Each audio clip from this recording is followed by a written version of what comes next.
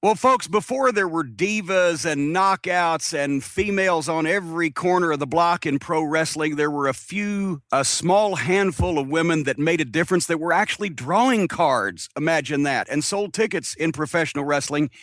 And one of the first and one of the best and one of the most famous is our guest here on the line today, the incomparable walking riot herself, Missy Hyatt. Missy, welcome to the Jim Cornette Experience. Oh my gosh, thank you. Yeah, I would have came on your show a whole lot sooner if I didn't know I was going to get such a great introduction like that.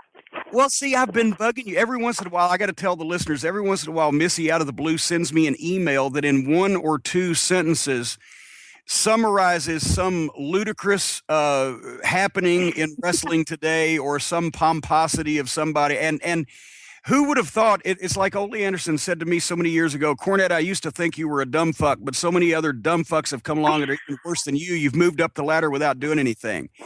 And who would have thought that a woman who spent the majority of her career portraying on television of let's say, a mentally challenged blonde would actually be one of the most receptive people in the wrestling industry today. And Missy, we were talking. Finally, I started bugging you to be on the show, and you said you would if we could only talk about old, as the kids say, old school wrestling, because the new stuff isn't very much fun for either of us. But no, it's really not. People don't know this. You're a big wrestling fan, a big old time wrestling fan, and God. That's why I got into wrestling, because I was a fan first. Kind of, you were a fan too, right? Exactly. And I think that makes the best person in the business, because you got to love it, because it is, it's a craft that you got to learn, like acting. Like you hear about these people that want to be actors and how, they want to be an actor since they were a kid, and then they, go to school, they did this. I mean, it's the same, to me, it's the same thing. It's something that you love and you want to do it, and you work at it to make people actually believe that you are a stupid, dumb blonde. But underneath it, there's really a smart brunette under there. And also, it not only being a fan, it's a craft that you learn and you want to get better at it, but also people who are wrestling fans who get in the business have a leg up over those who weren't, because they already know what the shit's supposed to look like and what it's supposed to sound like, and kind of the things that you just, it's always a learning experience. You can always learn the subtleties, but right off the bat, a wrestling fan knows there's some things you just don't do on television or in a show. And sometimes people who aren't fans just are clueless about that. I remember one time. I don't understand how they get these people that have never watched wrestling before and just slap them in the ring and slap them up there. I don't get it. I don't understand it. It's because the people, unfortunately, who are in charge of the business in some places these days are no more fans than the people who they're putting in the ring that weren't fans, and they think, looking from the outside inside, that anybody could do that. Well, the fuck hard could that be? I'm sure you remember meeting some people at Turner Broadcasting back in the late '80s, early '90s that would fit that category. Oh yes. Oh, yes. I remember Elegante. Oh, my God. And Jorge, he was such a nice man, but oh, my God. Oh, yeah, right. No, he had no idea. As a matter of fact, when you worked in WCW, because you were there, you worked for Crockett some before the sale. Mm-hmm. And then you worked for Turner Broadcasting. Who were your favorite people to laugh at Turner Broadcasting in the office that were so lost and couldn't find their ass with both hands? Well, where does the list start? Okay, Jim Herd. He, him and the Ding Dongs and the Hunchbacks and all that. Wasn't he a pizza guy or something? He was an executive with Pizza Hut in St. Louis, but the way he got the job was he and his wife and Jack Petrick's wife were friends, and Herd had 20 years beforehand directed Sam Muchnick's local TV show in St. Louis back when they didn't smarten the director up. That was his wrestling experience. Oh, really? Okay. See, I didn't even know he had that much experience. Okay. Yeah, he was a station director at KPLR, and through knowing Petrick, the executive at Turner Broadcasting, he was hired based on that huge wrestling background. He was a studio director for a TV show on Channel 11 in St. Louis. He ended up running Turner Broadcasting. I think Empire. Do you know anybody? I think my dog could have done a better job than him. But who were not for nothing. But you know what? Though, okay, you can ask me this question, but that's the last question because I got a bunch of questions that I want to interview you. Well, I was about to say we got these many questions because we never got to ride on the road together or hang out together. So there was a lot of things that I've always wanted to ask you, and I've never got the chance to ask you. Well, that's going to be. And I feel like I've known you forever, but. That's going to be, and we got to hang out sometimes. We went to Sabatino's, you and me and Eddie and my wife time back in '89 or whatever it was, right after Paulie had finished potatoing me at the Great American Bash. But so you're going to be asking me some questions. I'm going to get the tables turned on me here. I'm going to get interviewed on my own program, but I got to ask you first off, this will be the last question. Okay. Who were some of the people, not just at WCW, but you worked for Watts, you worked at Dallas, you worked a lot of the territories, Continental. Who were some of the people that you enjoyed working with the most, either managing or working against or whatever the case may be? I can tell you exactly. I love the Von Erichs, Fritz Von Erich, Kevin, Terry, and Ken Mantell, and David Manning. Those were probably, because they gave me my start. And they were just the most wonderful, honest, good people that they were. I mean, I don't know if you ever worked with Kenny Mantell, but I did. He was the booker when we were in Dallas, and I felt sorry for him because at times he was more like a babysitter than a booker with some of the personalities. I know. He definitely babysitted me a bunch of times. But yeah, and remember Bronco Lubitsch? Oh yeah, Bronco was one of our favorites. Yes, he was one of my favorites too. So I think that was like if you can go back to any time in your wrestling career, and you get in a time machine, I would go back to '85 and to World Class Wrestling because that was just the best time of my life. I think actually you came in right after we left. We left in the first week of July of '85 to go to work for Crockett, and we liked Dallas and liked the territory. We just weren't making any money because we could never get booked against the Von Erichs. It was always we worked for 6 months with the Fantastics, and I love Bobby and Tommy, but they weren't paying the heels unless they worked with the Von Erichs. And so we had to get up and go. We got an $800 payoff for Texas Stadium, and we Are you serious? Oh yeah, no way. House, and we got in the tag team title match. We're little John Harris. Remember him, Silo Sam? Oh yeah. He was sitting next to me in Texas Stadium and screwed up the whole finish and got lost. And actually we dropped the belts to the Fantastics, but we really won the match because of the timing issue that he screwed up. It was a double count. So no.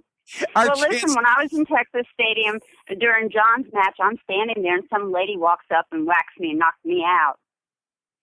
Yeah, I noticed that territory had some violent women in it because I was accosted by a senior citizen, old lady swinging a chair at me in Amarillo one day. Yeah. And so, that's the only territory I ever worked where the people actually, I had my shirt in Fort Worth, my shirt completely ripped off. Yeah, going back from they the charge ring. extra for the tickets for that show? I have no idea. And then like in El Paso, we would have beer and nacho sauce and everything dumped on your head. It was awesome. It was awesome. Yeah, they were. You never got to work Louisiana in the old days before the UWF when the security was a little less lax and Dallas was good. It didn't compare to Louisiana in terms of fan violence, but there were more physically violent women. Really? Wow. Yeah. In Dallas. In the Texas territory, and many of them probably could have whipped me also. So. And you couldn't. Oh my God! When the old lady tried to hit me over the head with a chair, I wasn't gonna stand there and let her hit me with the chair. And she was so feeble she could hardly swing it. So I caught it. And when I caught it, did you take a bump for her? Well, no, it threw her balance off. And when I caught the chair, she actually fell down. So it looked like then I'd thrown an old woman down, and people started going in their pocket for switchblades and stuff. And I was like, "Get me out of here!" I love it. I wish I could have seen that. I love that. Okay, now here's my question for you. You got a list of questions. You want to interview me here on the Experience today, so go ahead. Yes, I do. Okay, my first one. Okay, did you ever meet Nick Gulas as a fan?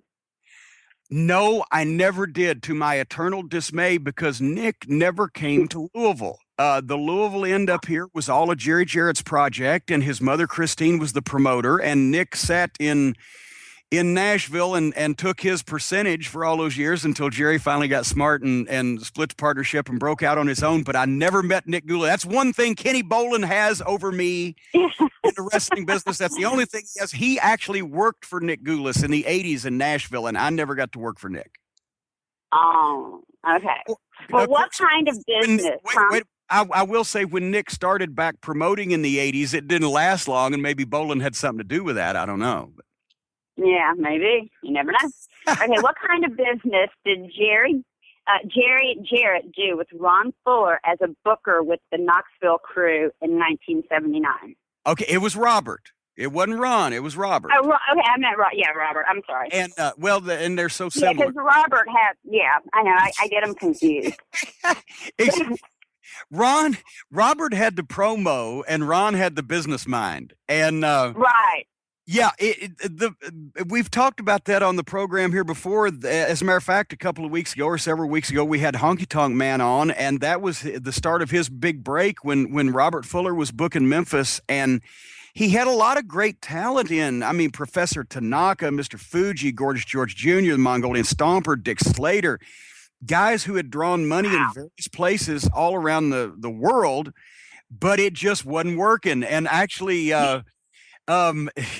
who was it I was talking to? I did Bill Dundee's radio show, and he was talking about, Robert he just couldn't book, but finally Jerry had to give him their notice, and they all left and went back to Knoxville. And in 3 days, he invented the Tupelo concession stand brawl, brought a couple of guys in, shot a couple of angles, and tripled the houses in 3 weeks. So Robert, that goes into my next question. What were your thoughts about the Tupelo concession stand brawl as a fan? And did you pattern the Fantastics and Heavenly Bodies backstage brawl based on that in '92? Oh, you perceptive little thing, you. As a matter of fact, and it didn't go to the extent, and it's not quite as well remembered, but we did have a deal with the Fantastics and the Heavenly Bodies in Morristown, Tennessee that was back. And actually, the trivia note, if everybody goes back and watches their carefully preserved VHS tapes, we've all switched on DVD now. Oh, yeah. Well, we were supposed to do the fight after a match in Morristown. But Stan had gotten sick. He had the stomach flu, and he was so ill he couldn't get from Charlotte to Morristown. So we did a substitution.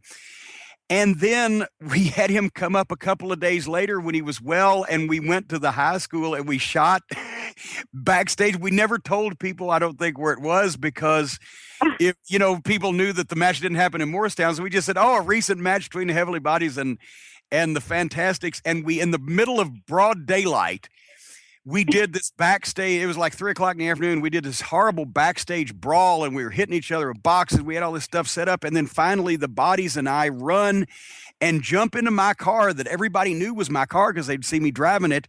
And we all jumped in the front seat because right as soon as I got it started and I'm ready to peel out, Bobby Fulton comes with an iron bar about 6 feet long and baseball bats the back windshield out right as we peel out. And it was so great. And the glass flew everywhere. And I'm willing to sacrifice my car for an angle.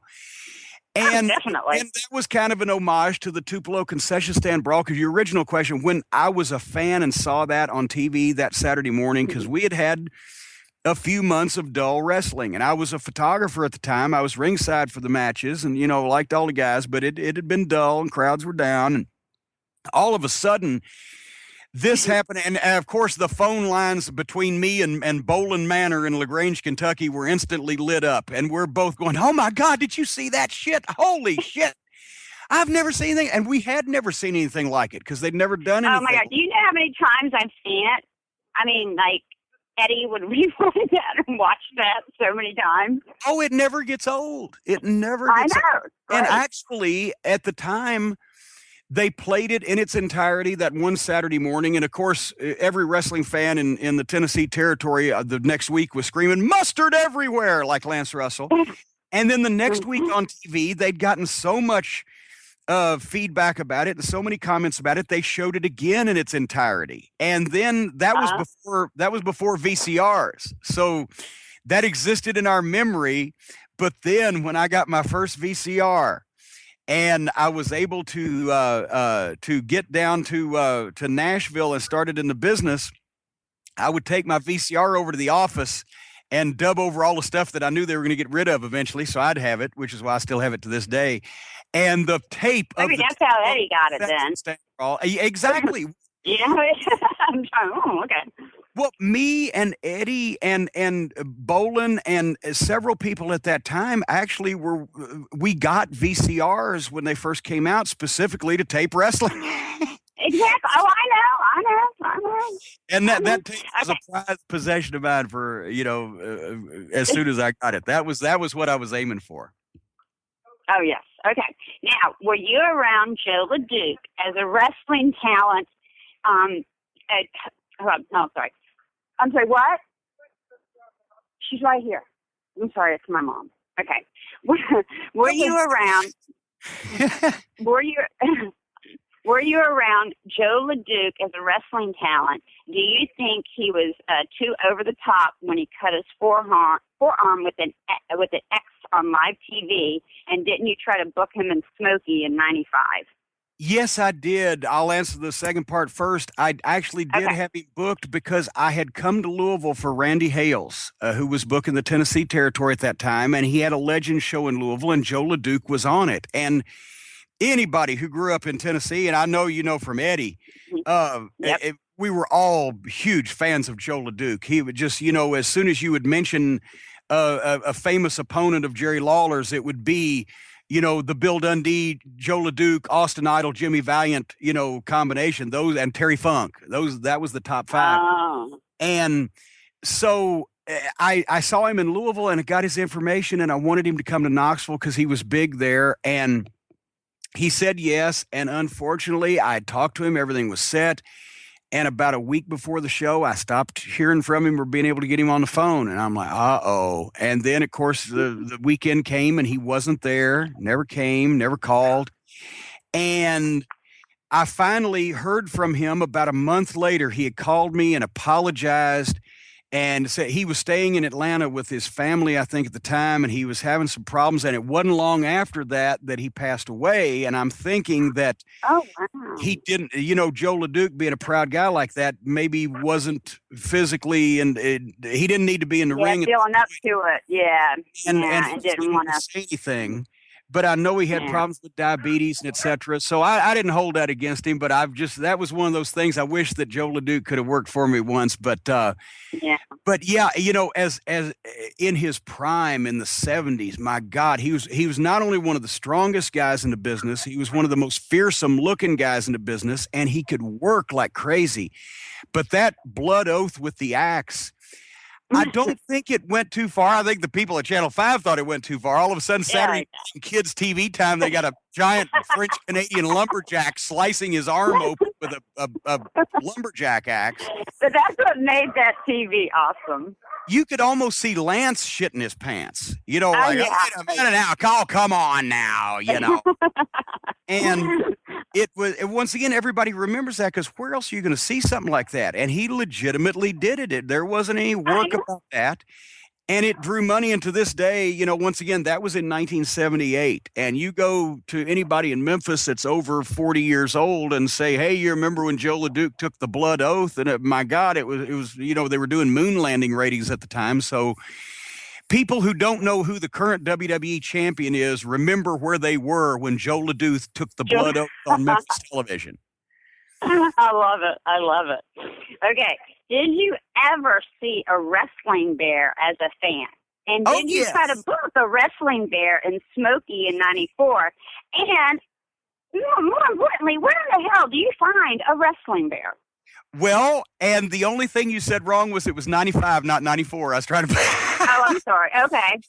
But yes, Once a year when I was a kid, either Gentleman Ben with his trainer Nick Adams or Ginger the Bear. Pat Malone had bears for years, and the Wolfman up in Canada had a bear, and once a year the wrestling bear would come to town, and it was for the kids, and he'd have a match usually against like the manager or some underneath guy that has some heat. Although every once in a while a top guy would wrestle a bear, but and then the bear obviously would win. And then he would sit up on a chair and drink a Coca-Cola out of a bottle in the ring, and the kids would love it and everything. And so yeah. As a matter of fact, one time at the Louisville Gardens, it was around holiday time, and my Aunt Lola was down visiting, and she went to the matches with us. And we didn't really go over the card with her, but she was just sitting there on the front row and just enjoying herself. And all of a sudden, here comes the bear. Gentleman Ben, and she looked down the aisle, and oh my God, her eyes got as big as pie plates, and they got that bear in the ring. And at one point, the bear reared up and kind of leaned over on the ropes. It was a big 8-foot imposing looking bear. And oh my God. And she thought it was coming out, and we looked around, and her and the guy sitting next to her, who we didn't even know, were halfway down the aisle out of ringside, and she didn't come back until that bear's match was over with. But I wanted to bring the bear in as a mystery partner for the baby against the heels. Yeah. It was going to be a 6-man tag, except one of the men was going to be a bear. And I thought this is going to be so great. But I called and found the bear in Georgia. But I found out that so many regulations had changed in the decades since I was a kid that you had to build a fence, and you had to keep the seats this far, and you had to have this and that and the other. And it was just ridiculous. Because the guy, that had the bear told me the only place he could pretty well use it was down in Georgia, because all the rules were different in every state. So the mystery partner bear did not come to pass, but I wanted to shoot the video. I think it was going to be Tracy Smothers and Tony Anthony, the Dirty White Boy, going out in the woods to find their partner. And they I like that. What the heck? It would have been with a Coca-Cola in their hand, right? Exactly. They're going out bear hunting with Coca-Colas in bottles. Well, yeah, I like that. Okay. Were you around as talent when Memphis had its war with ICW Paso? Oh, of course. I wasn't a talent yet, but I was a photographer, so I was around for it. And okay. And did you ever watch any of their wrestling? Oh, any of that ICW? I did not go to the matches live because I wanted to keep my job, and if I'd have been seen there, that would have been instantly boom, you're gone from the Memphis territory, because there was heat. There was considerable heat especially after Savage broke Dundee's jaw in the gym parking lot in Nashville, and the guys were carrying their guns. Right, that's what I was going to ask you. Was it true that Jerry Jarrett and the crew would carry guns due to the ICW crew? Oh, yeah, because, especially all the ICW guys were based in Lexington, so they would be in the back at Rupp Arena with the other fans when the Memphis wrestlers came in. And actually, the arena made arrangements where the Memphis guys could park inside the arena just so there wouldn't be any conflict in their parking lot. But it was a good old-fashioned back when wrestling was cool. Yeah, and who would not have been worried that those ICW guys would do something when you're looking at? They had some shooters.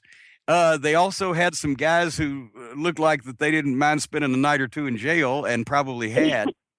And and they were trying to get attention for themselves. So yeah, for a while there, it was bad. But well, as a matter of fact, Eddie Gilbert grew up on the other end of the territory, but he had just gotten into business at that time because he was really the second program underneath the Ferris and Latham Lawler Dundee angle with the Tupelo concession stand brawl. It was him and his father Tommy against Buddy and Ken Wayne in a father-son tag team angle. It was really the only thing Jared had on the cards.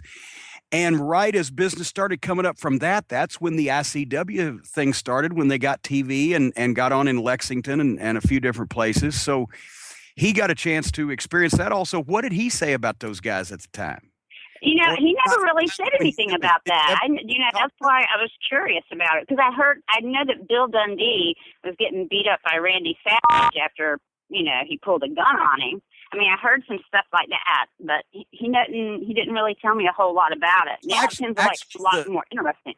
The Dundee Savage thing, it was actually in reverse, because Dundee was coming out of the gym and they had him scoped. And I think, who was it? It was Candy Devine may have been the lookout. But anyway, Savage came up and... Are you serious? Oh, my gosh. Okay. Savage came up and confronted Dundee in the parking lot of a gym in Nashville, because Dundee had a set of tights with Macho Man on the back of it. Well, of course, back in the Macho Man was the title of a huge Village People song, and everybody was using it, but Savage considered it his. So he came up on Dundee in the parking lot and they exchanged words, and that's when Savage clocked him without him knowing about it. And that's when Dundee went to his trunk and was getting the gun out. And that's when people started, beating feet for fucking higher ground over because all of a sudden firearms were involved. Yeah, I think I wish I would have gotten in wrestling in the 70s, because I missed so much fun. Okay, how bad was the ICW production values? Oh, Lord. They did TV at a studio in Lexington. It used to be Channel 62. Then they changed to 36, so you could actually get their signal outside of their own parking lot.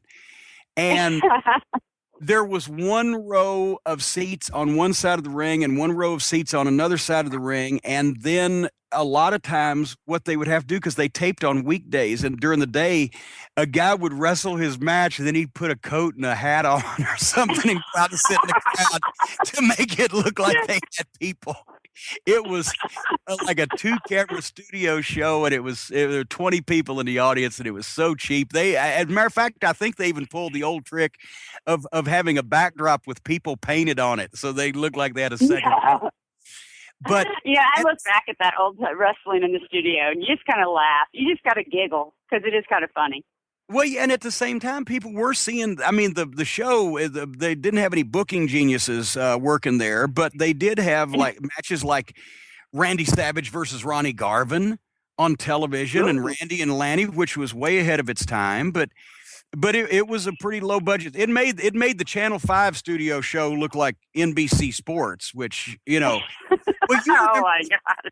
When you got to Memphis, because not being from the Tennessee territory, you probably didn't realize what the viewership levels were of Channel 5. Oh, no, I knew. I knew. I mean, I've quoted that before, that it had the highest rating. It did I forget what the number is on it, but that means that 99% of the people in Memphis on Saturday morning were watching that television show.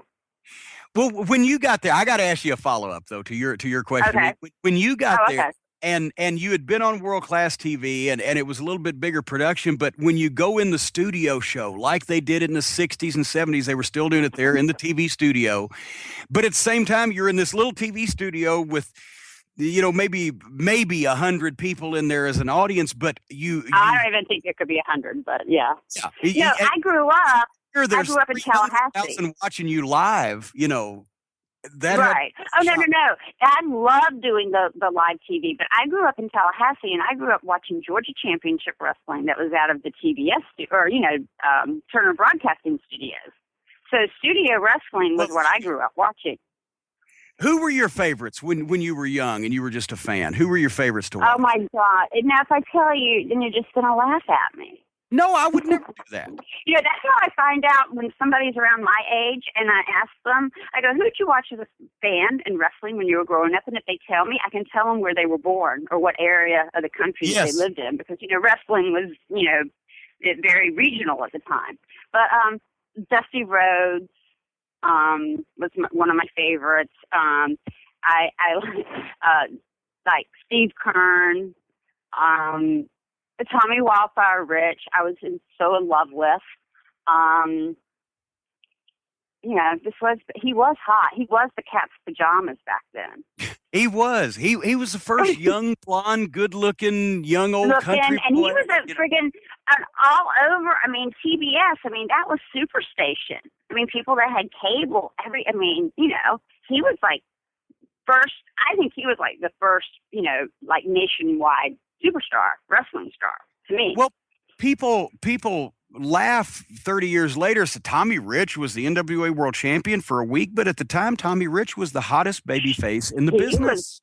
Oh my God! Like I said, he was the cat's pajamas, and the reason why I even fell in love with wrestling and wanted to be in it is because the first time I ever watched, I saw the Freebirds on Georgia Championship Wrestling, and they had somehow the baby faces threw a baby bottle and a bonnet on Terry Gordy's head, and Terry was running around the ring. Baby Huey. Yeah, Baby Huey. And I was like, oh my God. And I was like 17 at the time.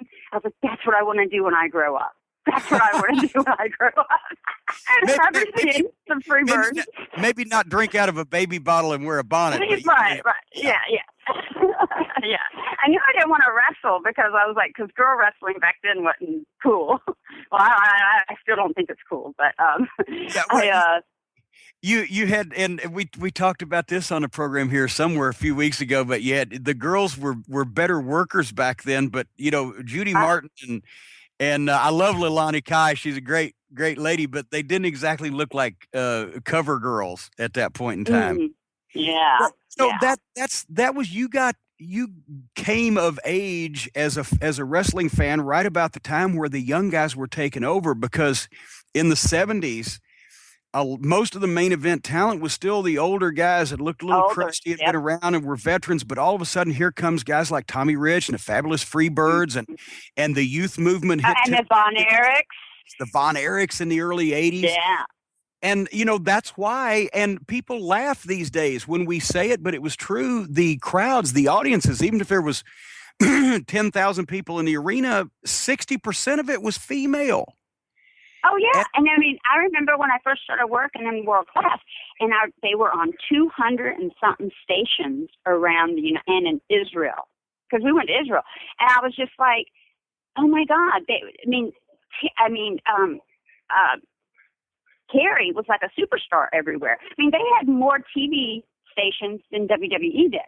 I mean, they had like 20 times.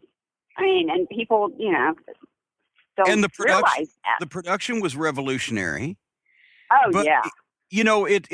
And Vince likes to claim that, he invented the rock and roll wrestling connection, but once again, there was the Freebirds in Atlanta playing Freebird. There were the Von Erichs coming out to Stranglehold. There were, everybody was starting to use music, and the younger guys were using younger music. And that's what led to the boom of females attending wrestling matches, because here's all these young, good-looking guys playing this music coming out. But now here's the problem, because now wrestling is such a sausage fest. Trying to find a good-looking woman that bought a ticket to the matches is like trying to find Amelia Earhart. It's still, but it's still young guys, young, good-looking guys. Emphasis on bodies now more than ever in skimpy clothes. Why is it such a sausage fest? Why did the women, from a woman's standpoint, Missy, why did the women lose interest in? Can I tell you one thing? One thing is the guys look gay. I mean, to me, they just look gay.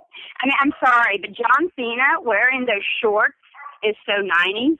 And tennis shoes in the ring. You're a professional wrestler. Don't you own a pair of wrestling boots? I mean, yeah, that's your gimmick, and you should be seen in that doing promos and getting out of your sports car. But, jean shorts and sneakers, I'm begging you to buy some tights and some wrestling boots and look like a worker. Yeah. Yeah, I'm sorry. I have my idea of what wrestling should be. Like, you should have a good-looking guy. You should have the crazy guy. Like the different characters. In your soap opera of wrestling. I have my different things the way it should be. And now a bunch of them, they just look like a bunch of fags. Well, also is part of it that nobody's allowed to have body hair anymore. Remember the masculine guys. Dutch Mantel looked like they were wearing sweaters, and all the girls loved. And they all look the same. Like, it's all generic. It's like all the women all look the same. You can tell that they have the same costumer, because all their costumes look alike, but they're a little different. There's nobody that sticks out. They're all kind of a generic mold. You know, they all shave their pits, their armpits. I mean, you know, it's just, I don't know. There's no, it's like cookie cutter. Then in that case, answer me this once again from a woman's point of view, because I see gorgeous women at the UFC fights. Maybe they're because they guys. I mean, they're with a bunch of rich guys, but it doesn't have the same. But you've got these guys. We go to the UFC. We go to the UFC to see the guys fight because women. You know, it's back in the Roman gladiator times. I mean, I am sure that at the gladiator sports, there was a whole bunch of women up there, woo-hoo, for the gladiators. You know, women, I'm serious. Did you ever watch Spartacus? I mean, women, women, I mean, that's where woo-hoo came about back in the Roman times. But, women want to see guys fight, and they want to see, like, a real man fight. Well, then, in that case, you've just stumbled on something. Is part of the reason why women are not into wrestling anymore. Not only the guys are still fairly good-looking guys, but everybody now knows it's fake, and they don't want to go and see something they thought it was a fight before. They thought they were seeing these guys fight. Now it's just, meh. No, I mean, I think if they had interesting storylines and they made it more personal. Like, you know, how we did this stuff, you know, how we used to all make, you know, when you had an angle and you started getting personal with the angles and things like that, make it people go, yeah, that, you know what, they might say it's fake, but those people, they really hate each other. Yeah. And is that why the guys in the old days that were the best friends that would work an angle or a program with each other because they were best friends, they could get away with saying horrible things about each other and doing horrible things to each other? That's why they drew the most money. The best friends usually had the best. Paul Lee used to. Oh my God, Paul Lee used to just go crazy on me, but I never took it personally. Well, yeah, because, you know, I told Paul when I did the angle with him, I said, you could turn Attila the Hun babyface. You know, you're the only guy babyface because you're just, but we agreed that within the bounds of things that you could say on television at that point, that we were going to get as sharp with each other as we possibly could, because then, I mean, even the boys believed that me and Heyman hated each other years before we actually did.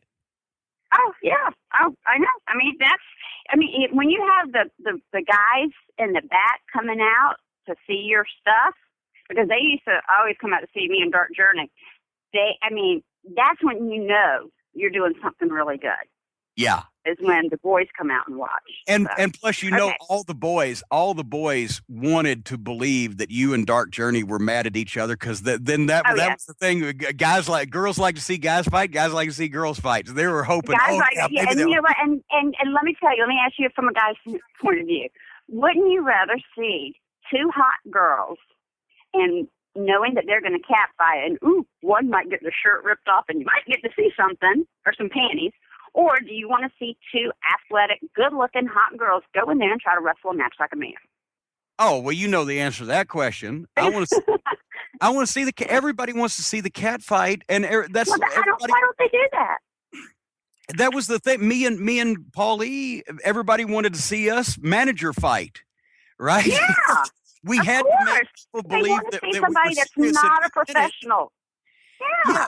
Yeah, we were serious and we wanted to hurt each other. We just barely knew how. And that's because the wrestlers get beat up in 8 matches all night, but the manager only takes a bump or two at tops, and that's the big spot. You know as well as I do. And I always, you know what? I never got a chance to put you over in a match. You're one of the few women in the business who never beat me. I know. I know. Isn't that weird? That's so strange, because everybody's beat you. I mean, all the girls have. It never came up is the only reason, but that was the thing. I could keep my heat as long as every time I was matched with a midget or a girl, they beat me fair and square. And when I was matched with a guy, they would beat me most of the time. But every once in a while, I would beat a guy if my boys helped me, because then that put more heat on. But I would never have dreamed of asking to win a match against a midget or a woman, because that would have been detrimental to my fucking public image. Oh, yeah. Then your gimmick would just be over with, because it's the whole thing of coming back and being like, he got beat up by that girl, and he's still coming back talking his crap. I mean, how much do you got to humiliate this guy, you know? So okay, I got some more questions for you now because we're getting off my interview with you. Did you see Randy Savage's match against Bobby Eaton for Nick Gulas in the late 1970s? Once again, I did not get to, because Nick was only running then Nashville, Chattanooga, Birmingham, that end of the territory, his original end, that since Jerry had taken over the money part of the territory and George had driven the rest of it into the ground. But, Bobby used to talk about working with Randy. They really had a great thing going because Dutch was in there. Dutch had some great matches with Bobby and with Savage. Savage worked with Bobby a lot. There's a hairy person. We were talking about hairy Dutch. See? Oh, yeah.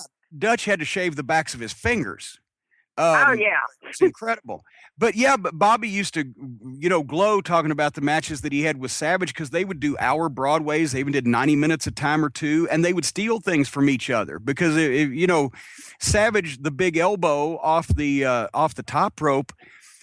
If you've worked with Bobby, chances are you're going to pick up a top rope move. And conversely, yes. Bobby used to, in the old days, do the thing where he would grab the guy by the hair of the head and run across the ring, and he would jump over the top rope and hang the guy's head on the rope, and he'd snap him back in the ring like Savage used to do. Bobby got that from Randy. So they used to crib things from each other. But well, that's how everything in wrestling was. Stolen from each other, used, repackaged a little bit. That's how you did it. Yeah, you observed what was going on and what worked for other people and said, well, I could do it, but I'd do it different, or I'd add that to something else. Yeah, exactly. Now, speaking of that, what is your thoughts on Chris Colt? I mean, wasn't he ahead of his time with his Alice Cooper gimmick and him being an insane bump taker? And do you have any Chris Colt stories? Well, and you're cheating. You know what's coming up here because you sent me Dean Silverstone, the Pacific Northwest promoter, wrote a book. I ain't no pig farmer. My tales in wrestling or whatever. And there was a whole chapter on Chris Colt. I've always said, and you find yourself fascinated by these obscure names from time to time. I know this from talking to you. And I've always said that Chris Colt was the greatest wrestler that nobody ever saw. And I mean, there's umpteen reasons for it. He was gay in the 60s and 70s. Before that was commonplace in the wrestling industry.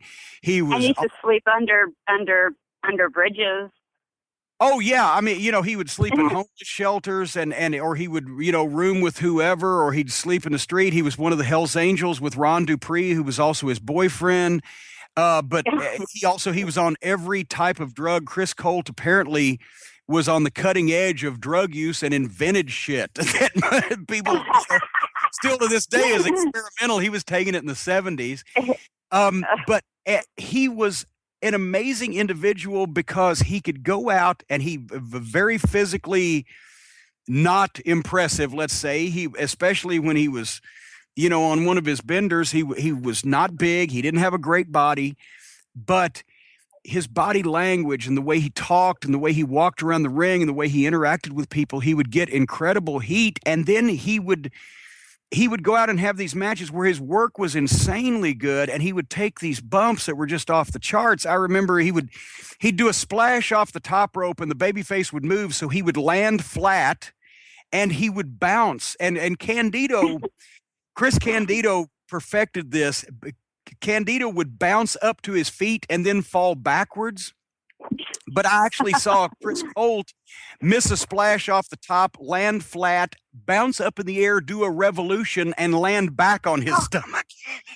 Oh, my God. In a match with the Fabulous Fargos in Memphis, Roughhouse Fargo actually took a folding chair and horse collared him over the head with it, where you hit the guy with the chair where the seat lops up and it's around his neck.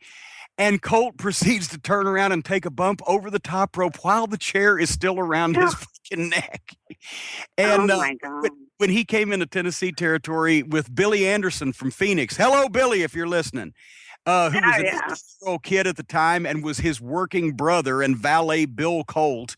And Mike Boyette was going to come as Colt's tag team partner, and one can only imagine what that combination would have been like. Oh, my gosh. There was a drug existed that Chris Colt didn't take. Mike Boyette did. But Boyette, he got his notice before they started in the territory, and Dundee was still a heel. George Barnes had just gone home to Australia, and they put Dundee in the mix. And that match with the Fabulous Fargos, Jackie, Don, and Roughhouse, is the first time I ever saw anybody do the triple upside down in the turnbuckle. The Ray Stevens, Chris Colt could do it. You would shoot him across the ring. He would fly upside down into the turnbuckle, sit up on the top, hit his head on the ring post, and fall back into the ring, right? But in this case, all three of them, one Fargo grabs one, the other Fargo the other Fargo the other, and a triple stack up upside down in the turnbuckles. He was crazy, but he never stayed anywhere very long because he was always getting in some kind of legal, moral, or pharmaceutical fucking issue, right? Oh, that's so funny. Now, you talked about Bill that nobody ever saw. Right, exactly. Well, were you around Memphis when Eddie Gilbert and Bill Dundee had their fight?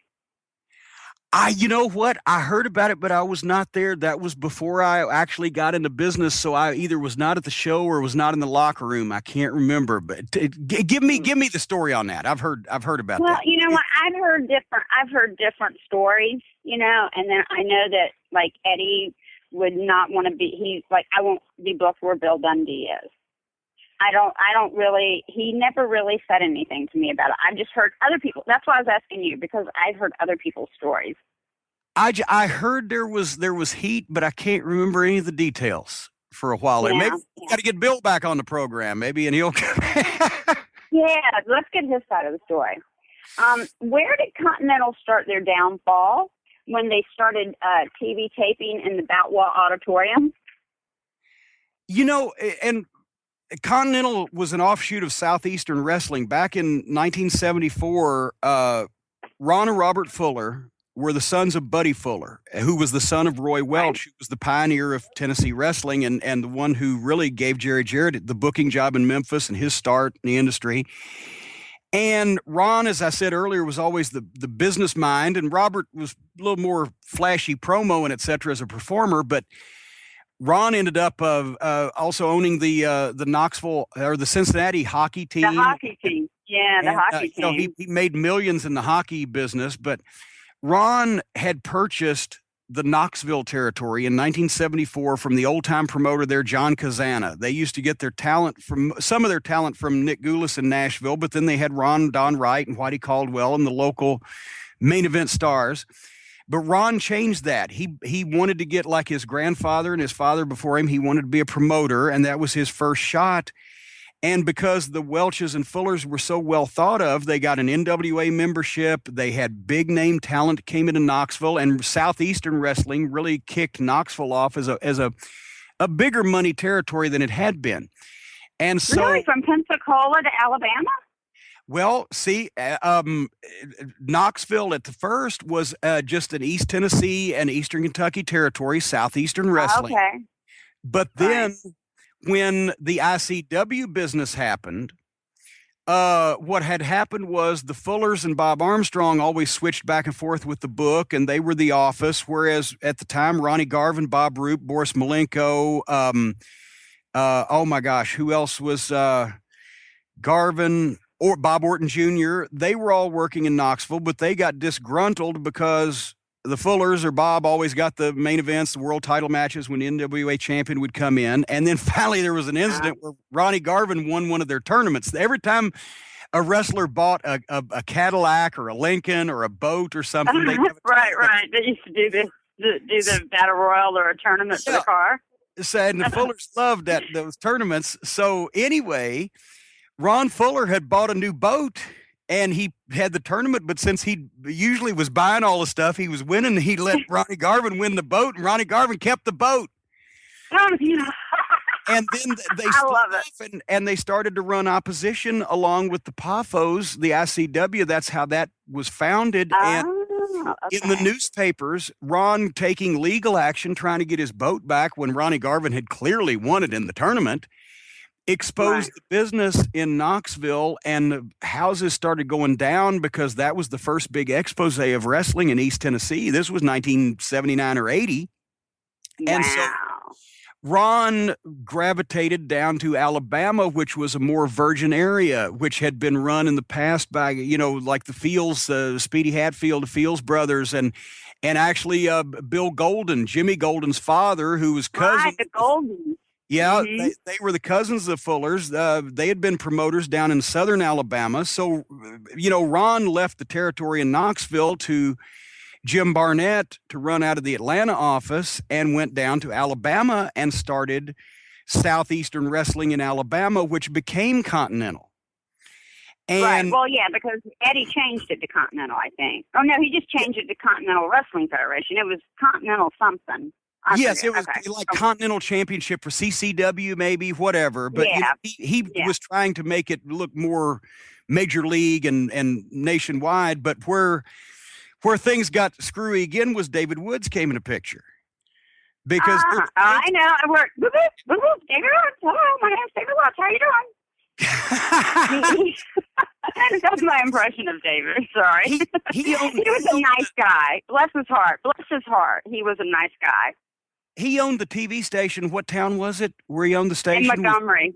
Montgomery. Okay. Yeah, he owned the Fox station, right? When Fox started taking off and getting like Married with Children and all the good talent, he owned the Fox station in Montgomery. Well, there's something the Fullers were known for in the Tennessee territory and in wrestling. Oh, I know what you're talking about. Well, go on, I'm sorry. They were known for a few things, but it primarily, as it relates to this, the Fullers, going back to Buddy, they were always known for starting territories, hot-shotting them, getting the houses great, and then selling them to somebody. And then pulling out, and then when you take that hot-shotting out, as we talked about last week with Lance Storm on the program, when you take that hot-shotting out of the equation, and you've sold the territory to somebody that doesn't know shit from apple butter about running wrestling, then all of a sudden they wonder what happened. Then it goes down. Then they come in and they buy it back for much less money. Or even just take it back. Take it back. Yeah, take it back. So I think that's what was going on. But in the mid '80s or the late '80s, you know what? And now you must have read my mind, because that is what I was going to ask. My next question was, were you familiar with the Continental David Woods sell and all that? Yes, and see that's where they got back into Knoxville, because in the mid '80s, after the ICW thing was long gone and the Poffos had closed up and made up with Jared Jarrett so they could have those Lawler and Randy Savage matches in Memphis. A few years later, Knoxville is sitting there. So they just, annexed Knoxville again, and Continental became East Tennessee and the state of Alabama. And with David Woods' ownership, obviously they had more television clearances down there and et cetera. But at the same time, the late '80s was hard on every territory, and Woods got in, even if it hadn't been one of those, Fuller, we're going to shoot this thing to the moon and then find somebody to buy it type of deals. It was going to go down anyway. So they were trying to do, had Gordon Soley, couldn't ask for a better, a more mainstream wrestling announcer, and especially for the South.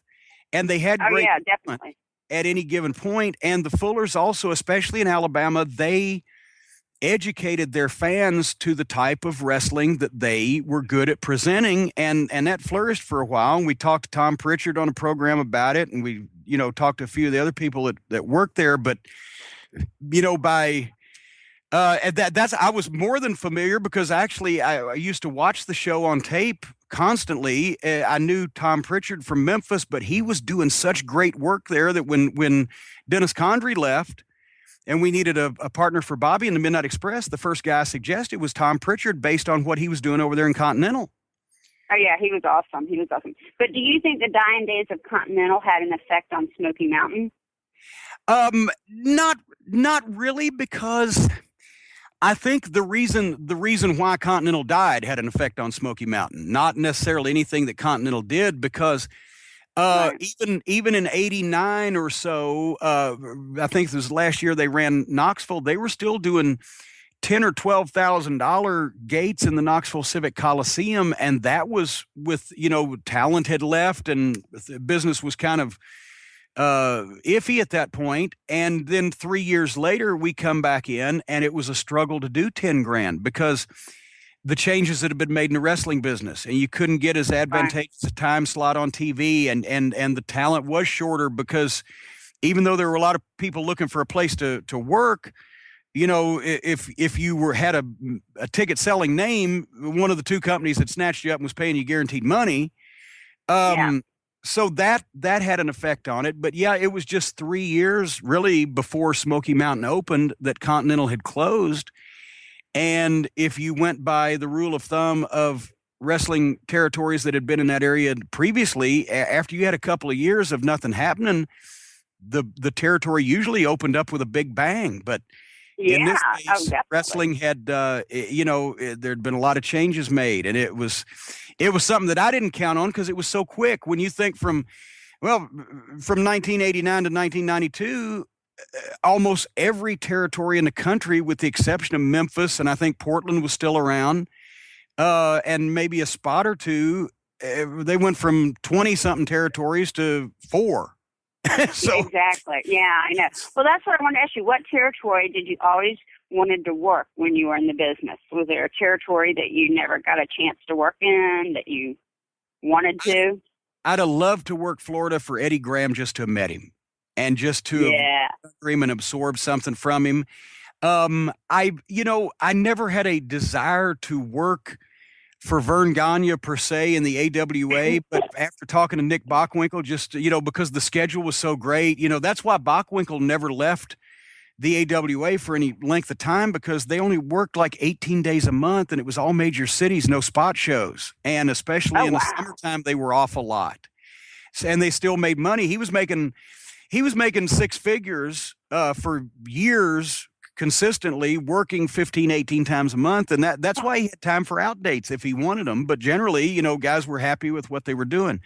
I would have loved to have worked, just to say I did, I'd love to have worked the Chicago International Amphitheater when Bruiser and Crusher were selling it out in the 70s and, things like that. But I mean, were you ever offered to work in Puerto Rico? No, as a matter of fact, and I would have declined that offer had it been presented to me, because I used to talk to Jonathan Boyd about, he would tell stories about Puerto Rico and the time the fans actually, Jonathan Boyd of the Sheepherders, they got so mad at him and Luke one night down there that the fans busted down the locker room door and had him by the feet and were going to drag him out back into the arena and kill him. And the boys were holding on to his arms. And they were having Jonathan Boyd. I said, Jonathan Boyd, the way he looks, as tough as he is, if they do that to him, they'll kill me and eat me for lunch. I'm never going out. Oh, yeah. Oh, I loved it there. I had a great time there. But how come Kenny Bolin never worked as a manager in Smoky?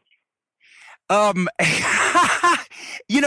time while I was running Smoky Mountain, I think that was the time that Kenny Bolin had the only legitimate gainful employment of his life. He was, at the time, see, Kenny had the only work he had done in wrestling up until that point was he worked for Nick Goulas in Nashville when he was as an announcer and the guy to do the stand-up interviews.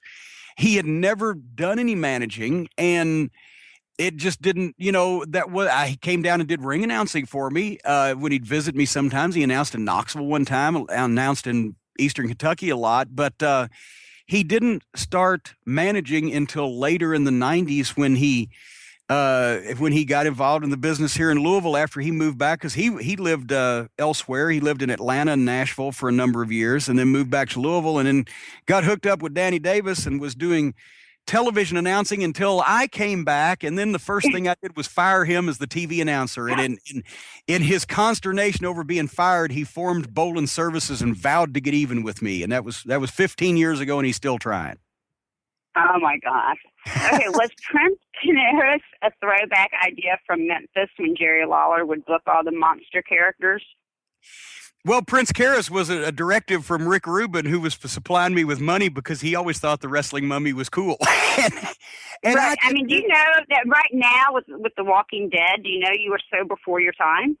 I was, and that's another thing about Chris Colt. Chris Colt actually was in a tag team with a vampire one time. It would have been cool today. Count Drummer. He also wrestled as Bulldog Drummer, but this guy named Count Drummer was a Transylvanian vampire, and Chris Colt was a space oddity from the 21st century, and they called themselves the Time Machine. That's where their heads were at. Oh, I like that. But, what was his costume made out of? Because when you would hit him, the dust would go on. Well, here's the thing. I'm sitting there, and one night I'm on the phone with Rick Rubin, and he says, "What about a wrestling mummy?" And he talks so precisely, but he said, "I always loved the mummy." I said, "Yeah, I did too." Rick, when I was 12, that was 1974. The Mummy was in the main events in Memphis against Jerry Lawler and Jerry Jarrett, and holy mackerel. But 20 years later, I said, well, let's give it a try. So I'm like, okay, the Money Man wants a mummy, right? So Brian Hildebrand, Mark Curtis, knew this young man in Pittsburgh named Rob Mazie. And he was almost 7 feet tall and 300 and some pounds and a big guy, right? And was working some independents. So I said, well, if Rob came down and was the mummy. So anyway, and I love Rob, and it was a gimmick that nobody was going to be able to make work, but he did his best. But he came down for a fitting of the suit, and what we did was me and Hildebrand took like umpteen rolls of athletic tape and a bunch of gauze and some baby powder. And we wrapped him, this giant 7 foot, 350-pound guy. It took forever, but we wrapped him. Oh my God. And then we slid it down the side, right, so he could he'd slip into the arms and slip into the blah, blah, blah. And every time you drop kicked him, dust flew because we put a bunch of baby powder on it, right? So this guy. Oh, that's what it was. I was wondering what that was because, you'd hit him and go poof. He's turned dust in front of your eyes. And do you remember when we cut his finger off? Yeah. Okay. Yeah. That? Because we had Daryl Van Horn, who everybody knows now as Father Jim Mitchell, but that was his first territory as a manager gig. Van Horn was working in a furniture store in Columbia, South Carolina, and Chris Canyon used to come up and just do some TV work for us before he became a star. And so he said, I got a friend that's a manager, Daryl Van Horn. Can he ride with me? Sure he can. So I gave Van Horn the job of managing the mummy. And one night we did a thing where we had Rob just bend his finger back, but we taped around the finger like it was still there and filled it up with sand. And to show the mummy was impervious to pain, Van Horn took a pair of scissors and cut his finger off, and all it came out was sand. Right. And people are like, and we told the announcers specifically, do not say this is a real mummy. Say that this is a guy who his manager says is a 3,000-year-old mummy that's been conjured back to life, and they're all probably insane. But God, this guy's huge, and he's probably dangerous. And it just didn't recapture the magic it had in 1974 in Memphis. I'll say that. But at least it gave Van Horn a chance to start. Oh, and he would conjure Prince Karras from the dead by he was doing this awful, filthy, obscene promo in Carney so that nobody knew what he was saying, but he would conjure him by saying, sie sagt the Dizik, the Wizette, the Kizant. Oh my God. And he had one of the greatest lines ever uttered on Smoky Mountain Wrestling. I didn't even know what this meant. He did the interview for our Eastern Kentucky station, and we were coming up on a Thanksgiving event in like Hazard, Kentucky. And he said, I want all of you people there in Eastern Kentucky to quit felching the family dog and listen to what I have to say. And afterwards I went to him, I said, what does that mean? And he told me, and then I was like, well, we won't bleep it because if I didn't know, nobody else is going to know anyway. And nobody ever said anything. What did he mean? We were okay. The family dog on television. Nobody ever said a word. Oh, very good. That's funny. That's funny. Oh my God. I want to know, what kind of long-term plans did you have for Eddie Gilbert before he bailed? I mean, where was his head when he worked for Smoky? He just did the one TV, but it was great. And he did great promos, and the matches came off fine. And what I had envisioned was, since I just got Glenn Jacobs, who later became Kane, but he was Unabomb. Dutch Mantell had recommended him to me because he was doing a kind of a masked, like humongous type gimmick in Puerto Rico. But Dutch called me and said he wants to come home, and he's green, but he's going to be great. So I said, okay, I've got this giant, and now if I have a green giant, the Jolly Green Giant, what do I need to pair him with? I need to pair him with the little guy that can talk and is a veteran. Right, and they can teach him. there's the heat and everything. And Eddie was not working at that time. He was thinking about, I think, another run at the politics thing in Lexington, but he was in the other end of the state. And with his mind and his talent and him not working anywhere else, because that's where he was on the outs with the Memphis territory at that time, as happened ever so often.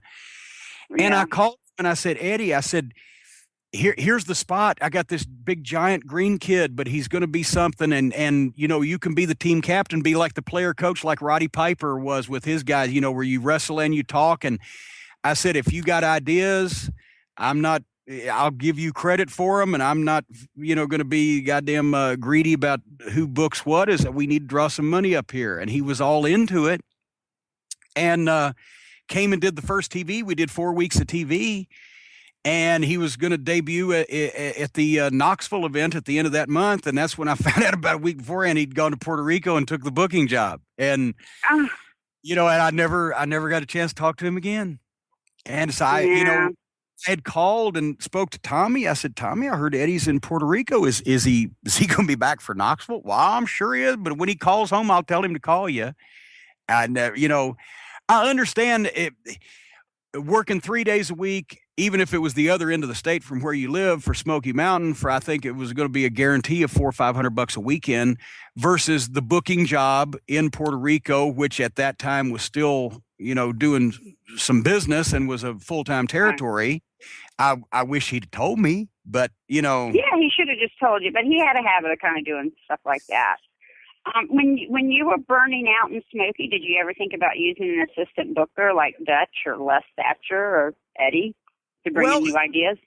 Actually, but that's where I was going with Eddie on that, because that was the last year that we ran, and I said, hey, we need to do something, and you know, talent's short, and I've been doing this for years. So I'm running low on ideas. You know, any help would be appreciated. Dutch had already. He had already left because I believe that's when he got one of those spots in WCW that he had. And, you know, Les came in and did television and was a big help, especially the last year. And I mean, you know, we would talk about things, but I just, you know, me, I got the OCD, obsessive compulsive. I feel like it's all my fault. It's all my responsibility. It's all, you know, I want the glory if it's good, but if it's bad, I'm taking the heat, except if it's beyond my control. And, you know, I was determined to take my nose and push that boulder up the fucking hill. How much debt did Smokey leave you? I figured that Paulie and I ran our own companies, and when I closed up, I figured out one time I could have done everything exactly the same as we did, had every piece of talent, run every show, done every TV show, and never charged anybody a dime for anything, a ticket or fucking whatever, and I still wouldn't have lost as much as Paulie did in ECW. I ended up making my money back with the international sales that Howard Brody was able to get to me for the TV show after we closed up, and then selling the library to the WWE. I was able to make my money back, and Rick Rubin had a little bit of a tax write-off, and I think he's doing all right. I don't know we're going to be holding any benefits for Rick Rubin. So, and all the boys got their money in the end, and everybody got. You know what? At least all the boys got their money in the end. Because I mean, at ECW they didn't. Well, yeah, and that's why that we closed up when we did, because I mean, the amount of money owed to the talent when we closed up was like less than $10,000, and I was able to do that over a period of a few months instead of. You know, I didn't want it to go further to where I couldn't do anything about it, because then I would have not only felt bad about closing down, but I'd felt bad about fucking all those guys that tried. And you're so OCD. And I am my OCD. But you know what? We have clicked over way past the appointed time, because I've been enjoying being interviewed by the journalist Missy Hyatt. Thank you. And you know, and I still have even more questions for you, but maybe we'll do that some other time down the road then. Well, I was about to say, I really enjoy hearing your thoughts and stuff on everything. We got to do part 2 because there's so many more questions, and also just because it's fun. But I got to ask you one before we leave, and that one is, all in all, and people have asked me this before, and I know it's a hard question to answer, so you can give a couple of choices if you want to, but all in all, what was the most enjoyable, the most fun, the most proudest thing? What in your wrestling career, if you had to do all over again, would you do that one thing before you do anything else? What'd you have the most fun with, or who with the people, or whatever? What was the greatest time? Well, I mean, it's got to be. Oh my gosh, it's got to be. It's got to be world class. It's got to be world class, and just starting in September, and then by November we were semi-main event at Reunion Arena. For the Thanksgiving show, and then the Christmas show. But it was having friends of ours that were fans, because this was back when kayfabe was kayfabe, that lived in our apartment building, Johnny and I, and they were fans, and they were over, and Sunshine came over, and we were on the first floor of the apartment, and so we had to open up the window and let her sneak in the bedroom. So we had a party. Sunshine came over. She's hanging out in the bedroom. I'm like, I go out in the living room, and I go back there and bring her alcohol and stuff like that, and we kind of go back and forth. So, but yeah, any time in world class was awesome. Because that territory, they really put the valet feuds, so to speak, on the map. Oh, yeah. The people were just ready for it, and it just exploded there, didn't it? Yeah. Well, what happened was I was dating this guy at the time, and we were in Atlanta, and I remember watching it late at night, and it was Sunshine and Precious fighting, and I was like, Jake, that's what I want to do. That's what I want to do. And so he called him for me, and talked to David Manning, and then Baby Doll got the job. Well, there was a hometown referee decision in that one, because she was not only from Lubbock, but also her family was in the business. Yeah, her family. Yeah, so that was fine. But then when I went to Texas, I sent my pictures up to WWE or WWF at the time, and right before I got the job in Texas, your best friend George Scott called me. And I'm thinking they thought I was Baby Doll or something, but then he asked me if I wanted to manage Lanny Poffo. Or Randy Poffo. I was like, yeah. And, but then, Elizabeth got that one. I wonder why there. I wonder. That one too. See, guys, it doesn't just always matters who you know. It doesn't just happen to men in the business. Yeah, it happens to women too. Sometimes the hometown decisions win out.